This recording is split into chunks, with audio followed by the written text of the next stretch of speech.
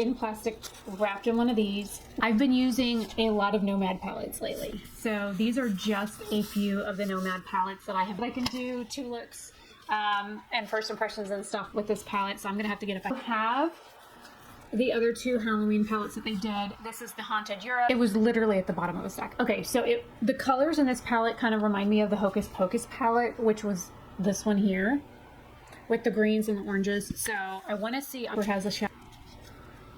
So I didn't see like the guessing game or anything like this. Occasionally one too, but the orange shimmer in this one's lighter.